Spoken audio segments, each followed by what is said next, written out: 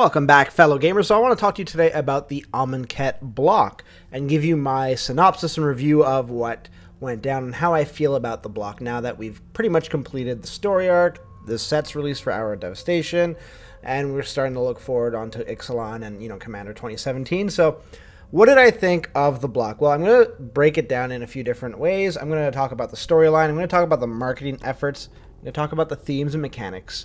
And I'm also going to talk about some of the cards that I really liked and what I'm hoping we will see moving forward. So let's start off with the storyline. I really dig the story for this block. It wasn't what I thought it was going to be coming in. I was expecting more of an Egypt fully fleshed out plane that was, completely dedicated to Nicol Bolas, knowing what Nicol Bolas was. So it was a nice twist to see that, Nicol Bolas had come into the plane, perverted the plane to his will, and really pretty much started the civilization over in this one settlement. All that was left was this town. Now, I will say that, like I said, I like the story, I like the angle. On the flip side of that, when Amonkhet was originally announced, I was really excited because I love the Egyptian mythology. I really dig Egyptian history. When I was growing up, that was one of my main focuses when I was a kid and one of my main interests. I loved mummies. I loved the god pantheon that they had. The whole social structure, pyramids and all that stuff. That was really awesome. I was excited to see a lot of that in Amonkhet. Now, we didn't really get that. We got, a few gods. We got the pyramids, but it wasn't Egypt the way I thought it was going to be, and I wasn't expecting a full-on recreation of Egypt. I knew that wasn't going to happen from the get-go, nor I don't think we would really want a 100% faithful reincarnation of that as a plane, but I was expecting more of a history to it, and I think that Wizards of the Coast did this on purpose. Main reason is that we look at Takir, and everybody loved Khans Takir. They loved the world, and then they went ahead and changed it.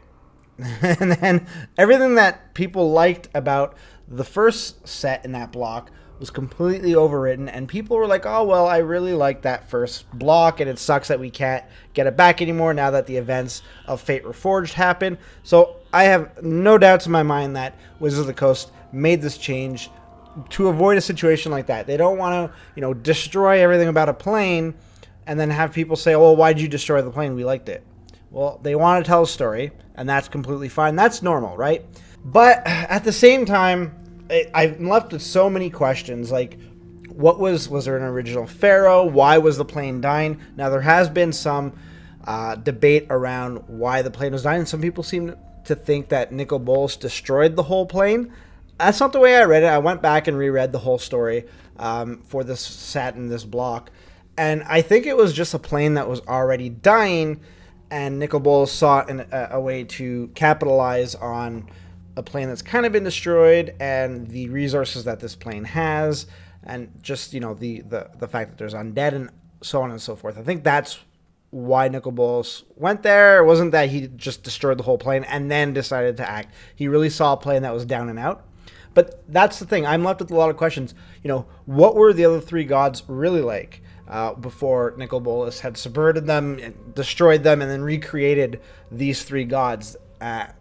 Looking at it, we might find out in supplemental stories or, through cards like Commander and stuff like that, which I'm completely fine with. But it's just like I've got this nagging feeling about me, and that kind of detracted from my experience with the set. I was looking at it, or the block rather. I was looking at everything and I was like, oh, but I want to know more about the history. And I think, again, it was done on purpose. We did get certain glimpses of it, but I'm left with more questions than answers. And I feel that it detracted a bit from my experience with Amonkhet. Not so much Hour of Devastation. With Hour of Devastation, we really got a situation where Nicol Bolas won, the bad guy won. And the way that our Devastation wrapped up was really interesting. He has a planar portal from Kaladesh, and now he's got his armies of Eternals.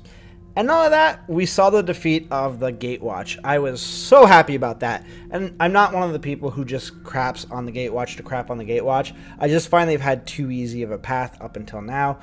My only gripe is that we didn't get a death. I was somebody who wanted to see one of the Gatewatch members die, not because I hate them individually. I just think that if Nicol Bolas isn't going to kill them, if the Eldrazi's aren't going to kill them, who is going to, be able to really like raise the stakes and get rid of somebody from this team? Plot armor, I feel, is kind of thick on this on this cast. I don't know. I was a bit let down, but definitely seeing them dismantled with ease really put a smile on my face. And not only that, Nicol Bolas with his quips and just the way he was acting throughout the story when he arrived was great. I love the Eternals. I love those extra gods. I really also liked male angels. So if you don't know, Wizards of the Coast has a policy where all the angels are female and all the demons are male. Take with that what you will. Guys are evil, girls are good. But I like seeing things, turn on their head. And in this case, having a male angel was kind of cool. There were no female demons, though, which I kind of want to see. I want to see some female demons. I would like to see, not too many male angels, but every now and then to see a male angel would be pretty cool, and we got that. All right, so let's go into marketing. So the marketing aspect of the Amonkhet block. So we had another round of masterpieces. They were called Amonkhet Invocations. A lot of people hated them. A lot of people thought they looked like Yu-Gi-Oh cards, or that the font wasn't readable. They didn't like the style of the borders. Personally, I really dug this. They were trying something different. They, in my opinion, succeeded in making these very distinct compared to the other cards that have been released. Yeah, they don't really look like Magic cards from the get-go, but to say they look like Yu-Gi-Oh cards, I think is a bit of a stretch. Yeah, Yu-Gi-Oh has Egyptian mythology and all that stuff going on, but I wouldn't say that they're exactly the same, and I would never put two cards side by side and then accidentally pick up a Magic the Gathering card thinking it was a Yu-Gi-Oh card. The hard-to-read font was actually good. It was on theme, and to be honest, I found those complaints were kind of unfounded simply because most players who are going to be playing with those cards in particular are going to know what they're going to be doing. That's what they are. They're older cards. The new cards are the gods. Through the picture, it's extremely easy to read the text box below. Maybe you don't get the name, but when you see a picture of Hazoret, you know it's Hazoret. You're not going to confuse it with another card from the set in case you're playing in Standard. So I think that was kind of a complaint just to complain. And I hope that, we get stuff like that in the future where it's a departure from the norm. Ixalan is not going to have masterpieces. That's fine. I was against releasing masterpieces with every set. It's something that I said right after Battle for Zendikar when that was released. I was like, I really hope they don't do this every set because it'll take away from the specialness. The thing that I want to see most, and I've made a video on this, is I want to see a masterpiece collection with Phyrexianized legendary creatures so that I can slot those in as my commanders. I don't know, I thought that'd be pretty cool. Anyways, we're getting off track there. So they might have been a flop for the general population of Magic the Gathering players, but I love the invocations and I'm happily picking them up. And when I do, I'm really appreciating the artwork. Now, I'm going to talk about the pre-release as part of the marketing campaign because, it's a way of drawing people into stores. It's a way of getting people to try the new set. I really liked this pre-release. The last few pre-releases, I didn't really have that much fun. I didn't have a huge amount of cards to be able to play with. I think that's just a proponent of bad luck on my part. But through this Hour of Devastation pre-release, I had a complete blast. It obviously helped that I pulled a Nicol Bolas as my foil, and I had a lot of great interactions with Nicol Bolas. I thought that the box that they gave, the cool red dice and the blue dice that you got from the previous pre-release is really cool. I think they just did it really well. I'm really happy that the promo is still going to be a random card from the set, rare or mythic. I hated the fact of getting railroaded into a color pair just to be in a color pair and just having these kind of crappy rares as a pre-release. Gone are the days where we're getting Wormcoil Engine and stuff like that. Those were really cool draws, and I just kind of wish Wizards wouldn't hold back cards that are premier cards as promotions. You're still going to get people who are buying packs. Maybe they don't buy an extra single for the 4 cards that they would need for a certain deck. Is it really that much of a loss? I think bringing back bomb promos is a good way of going about things and just not making them usable in terms of the pre-release or the release. All right, so finally, let's go to the cycles and the actual themes and mechanics of this block. So in Amonkhet, we got Embalm. So Embalm is the ability that can only be activated if a creature is in the graveyard, and when activated, the card is exiled and creates a token copy of itself. This creature token is a copy of the embalmed creature, except that it has a zombie creature type that's added and is white. So it's just monocolored white, which is actually pretty cool. I think this is a really cool ability. I like it. I just don't think that the creatures that were given Embalm were all that great, to be quite honest with you. There might be one or two exceptions, but looking at most of the creatures that it appeared on, it's kind of like lackluster. And I would have liked to see, more interesting things that would have happened with Embalm. Now next is Exert. So Exert's when you declare an attacker with this ability. You decide whether or not you want to exert it, and if you exert the creature, it gains a bonus. And if you did get that bonus, that means your creature won't untap as normal during your next untap phase. So that's okay. I mean, I would really like to get away from just attacking mechanics for a while. It seems like that's what has, yes, there are other mechanics that do surface, like one of them is Embalm. But I think since Theros, we've had a lot of just, I would say, borderline vanilla attacking mechanics. Now, exerting, like I said, it could be really good on some creatures, but to just say, oh, I'm just untapping, or I'm just skipping this untap step, I find it's the low-hanging fruit, and it's nothing that's really too exciting. Now, definitely there is additional design space that could be explored through Exert, and that comes down to one of my gripes. So Exert, for me, is okay. I just wish that there would have been a bigger bang for our buck. Now, I will say the two cards from this block that I really like are Champion of Ronas and Combat Celebrant. They're really cool, and they're two Exert cards, and I think having big effects like that on an Exert is well worth it.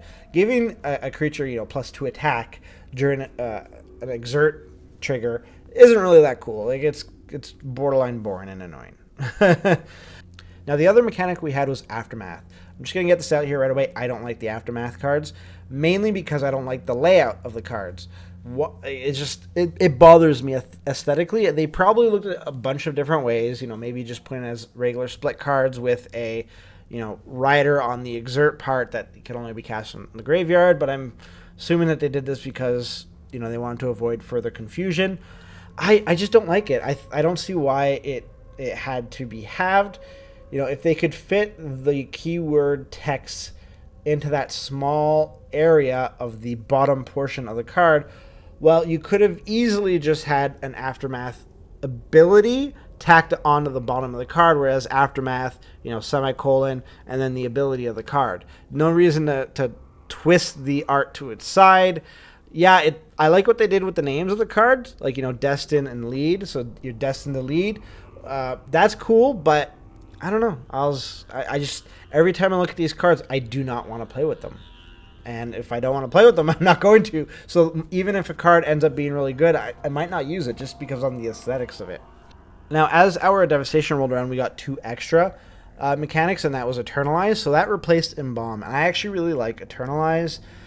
It can only be activated if a creature's in a graveyard, and when activated, the card is exiled and creates a token copy of itself. The creature token is a copy of the Eternalized creature, except that it's a zombie. And its power and toughness is a 4/4. So that's its base power and toughness, 4/4. I think that it's actually pretty cool. All the creatures that you're playing, pretty much, I think for the most part, with Eternalize, get stronger when they come back, which is really thematic. And I like it when the theme matches up with the game mechanics. It's a real home run for me. So to have this in place is awesome. I dig it. I don't see anything wrong with Eternalize at all. Then we got Afflict. Afflict is just a regular ability, and again, it's a combat ability. It's whenever a creature becomes blocked, the defending player loses life equal to the Afflict value. So if a creature attacks, and let's say he's a 2/2, but he has Afflict 3, well, he's taking 3 damage. Now, yeah, he might get chump blocked and the creature will be destroyed, but you're still doing damage that turn. I think that does have a lot of applications for a lot of different deck types. I know for me, being primarily a commander player, I'm looking at it in my Rakdos deck, and I'm like, ooh, this might be pretty good. But again, it's another combat ability. I would like there to be more things to do, whether it's, tap or activated without tapping or who knows what that takes place outside of the combat phase. I think that's something that we need to start moving towards with the game. Yeah, there are options for a lot of combos and stuff when you get around things that don't require people to be attacking, but that's my opinion. All right, now finally what we're going to do is I want to, I'll highlight the 5 things that I liked, 5 things I didn't like, but first I'm going to talk about the 5 cards that I really liked out of this block. I'm going to start with number 5, which is going to be Glorious End. So Glorious End, it's simple. It's end the turn, and at the beginning of your next end step, you lose the game. I like things like this. Things that have a huge drawback, but you're kind of looking at it and you're like, how can I break this, or how can I play this that I can get the most impact? Maybe you just need that one last turn to finish somebody off, and you want to make sure that your opponent can't play their last turn before you do it to really disrupt your plans. I like it. Yeah, it might not be the best card in the set. People might even call it awful, but it spins things on its head and gives us something we don't see very often. So I'm all for that. I love that kind of stuff, and that's what I'm going for. My number 5. My number 4 though is Combat Celebrant. So I talked about this card earlier. This here has huge implications for comboing with pretty much infinite attacks as long as you're able to make copies of Combat Celebrant. So in a deck like Kiki-Jiki, where you're making a bunch of copies and then attacking with those copies, I like it. It's an area where I'm like, oh, like how can I really abuse this card? Pretty straightforward. At number 3, we have Overwhelming Splendor. And Overwhelming Splendor is, it's a card that's kind of been done before, but it has that extra ability where enchanted players can't activate abilities that aren't mana abilities or loyalty abilities. So again, this is an actual kind of new part where we're preventing players from using their planeswalkers, which is cool. I mean, yeah, it might not be fun for the person that's getting locked out, but this is a different card, and I'm all for different cards. At number 2, we have Razzaq, the Foul-Blooded. So one of Liliana's last demons. So this is like a story character that has significant implications. I like that aspect of it. I like that it's an actual good demon. Kothoped was kind of a letdown. Griselbrand is Griselbrand. People love him. But Razzaq is really cool in his own right. People are saying that he might get banned in Commander. I don't know. I hope not. For most people's sake, I don't play with a ban list, so it won't affect me if he gets banned. But that would just mean that a lot less people pay attention to him and they try to optimize him. I think that we've seen a couple interesting decks so far on Deck Builder or any of the other websites. I just like the fact that he's an 8/8 4/8. I like big creatures like this. He is a sacrifice outlet that allows you to tutor for cards. I can see so many implications for this. Yeah, there's a lot of combo possibilities here, but hey, I'm willing to play against this. And at number 1, we have Nicol Bolus, God Pharaoh. Yes, I really like this card. I like it. It's big. It's splashy. If you haven't gotten it already, I like big, splashy stuff. I also like his effects that he has on him. So the card is a card that I'm going to be slotting into any Grixis-colored commander deck that I have. But the reason why he ranks so high as well is the experience that I had during my pre-release during Hour at Devastation. Every time I played him, I won the game. And the reactions I got from my opponents were equally as good. This one person, I played him, he had me dead to rights. He had Razzaq on the board. I had managed to reduce his power and toughness to like 2/2, so when he was attacking me, he wasn't doing that much damage. And furthermore, he was really low in life. He was at 5 life. So he didn't want to pay the extra 2 life to sacrifice a creature. His whole board, regardless, though, was empty. So if he played a creature right away and then sacrificed it, he would have been pinging himself even lower. Anyways, I played Nicol Bolus, God Pharaoh, and he just sat back in his chair, threw his arms up, looked at me in disbelief, and then wiped his face downwards with his hand as he was giving himself a face palm. He couldn't believe the card that I just played. That reaction in itself was the pinnacle of my pre-release experience during this whole block. I loved it. And I like that Wizards of the Coast is printing cards like this. Like, yeah, big bomby stuff is awesome. Yeah, it causes swingy gameplay. But, it's a way of playing around it. You got to keep answers in your hand in case people want to play stuff like this. All right, so let's go to the top 5 things I liked, top 5 things I didn't like. I'll do them simultaneously. So And these aren't really numbered numerically in the sense that number 5 I like more than number 1. I'm just going to list them off as 5. I really like the story. I mentioned that, particularly Male Angels and the defeat of the Gatewatch. What I didn't like, conversely, though, is that there was no Gatewatch deaths, and we didn't really get the history of the plane. So it felt very high level in terms of the interactions that we saw people having, or saw the planeswalkers having the Gatewatch. While they integrated in some aspects in the society, there was very little substance to the society. Now, yeah, that's creatively the reason. There was only one reason for this society to exist, and it was to provide Bolus with an army. But just because that's what it is doesn't mean I liked it. I liked the result. I didn't like the way we got there, which it sounds kind of contradictory because I'm like, I really like the story, but then I didn't like the way we went along the story. Well, to kind of play devil's advocate on why I really liked it was we did get to see the things I really like seeing were not the Gatewatch interactions. I like seeing the people. So I like seeing Samut. I like seeing, some regular people. There was one story where it was just following a bunch of people how they died, and that was pretty cool. At number 4, I really like the exerted land cards. So you're going to be like, well, there are no land cards that really exert themselves. What are you talking about? I'm talking about the cycle of cards from Hour of Devastation. So, Bantu's Last Reckoning and the like. Those cards were low casting costs, but with a huge drawback. So your lands didn't untap during your next untap step or during your next turn. That's really cool. So it provides you with something that's really strong, but it makes you decide if now's the right time to play it. So it's less railroaded in terms of what you can do, and more giving you the power to decide, is this a good time to play this card? I really like it. I hope that Wizards of the Coast continues exploring spaces like this where they give you a huge ability with a drawback, or they make you really force a certain type of playstyle without saying this is the playstyle you're going to play by playing this card. Conversely, though, I wasn't a big fan of Exert.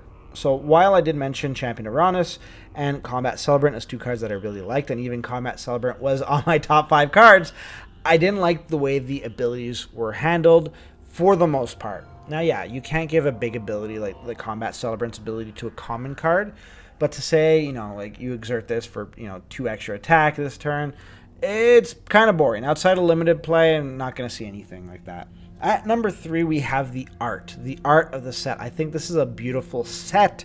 I really love the way that the cards look in foil. I've gotten my set of Amonkhet foils, and they look tremendous. And I'm eagerly awaiting for those cards from Hour of Devastation to arrive so I can enjoy the glory of destruction that Bolus has rained down on the plane of Amonkhet. But conversely, the thing I'm kind of disappointed at is the card quality of this set. So for the last few sets, there have been complaints online that people are experiencing curling in their cards, and this isn't necessarily just foil cards. I've seen a few pictures where people's cards are just warped after, a few days of them being out. Now, there are people that say they haven't experienced this, and that's normal because there are a lot of different printers around the world that handle Magic the Gathering products. So we're not going to get one warehouse that prints every single card in existence for Magic the Gathering. But I would like to see Wizards of the Coast really look into this. They haven't given an official response. They probably are looking into it. It's just unfortunate for people that are experiencing that. I've had a few packs where I've gotten curling, but for the most part, I've been okay. I have seen a lot of my cards from Kaladesh, though, have curled. So I don't know if in a few months' time we're going to experience the same thing with these Amonkhet and Hour Devastation cards, because at first I wasn't curling in my Kaladesh cards, so who knows. And then we have Invocations. I really like Invocations. I like the card style. I like the selection of cards. Yeah, they're not all powerful cards. They don't have to be. I found they were really cool. Obviously, getting Omniscience and Damnation in there is a big boon to those people who wanted to get those cards. Now, yeah, it's not going to really fix supply issues, but I think it's still cool. I think they're really 2 good choices for them, even though I'm not picking those 2 up particularly because I already have the OG foils. But I wouldn't change a thing with the Invocations. I think Wizards of the Coast did right. Conversely, I mentioned it before, I don't like the Aftermath cards. I don't like the style of them. I don't like the half sideways. I don't like the small image boxes. I think a lot of art is lost on them. And finally, I really like the 3 gods from the Hour of Devastation. They're really cool. They're going to provide new areas of opportunity for people to build decks, multicolored decks on top of that. So that's really cool. I like them. I kind of wish I knew who they were beforehand. Something leads me to believe that the heads on those 3 gods aren't their original heads, so I don't think there was a legit scorpion god. I think that they were, maybe one of them was a jackal god. They got their head lopped off and was placed on top of this insectoid. I think maybe that's what happened. I don't know. We'll see, hopefully, somewhere down the line where we get a supplemental product with these gods beforehand, what they were like before their perversion. Conversely, I wasn't a big fan of the Amonkhet gods. I found that the activation abilities were kind of steep in a lot of them, with the exception of Bantu. I really liked Bantu. I thought the card was really well done. It provides an interesting sacrifice outlet. It wasn't too hard to turn on. So there you have it. That is my kind of wrap up of the block. It's a bit longer than I anticipated. Hopefully you enjoyed it. Let me know what you thought of the block in its entirety. What did you like? What didn't you like? Let me know in the comments below. If you'd like to check out some of my other videos, you can do that on screen right now. And if you'd like to subscribe, which really helps the channel out, you can do that there as well. I'd like to thank you for making me a part of your day. And until next time, good gaming.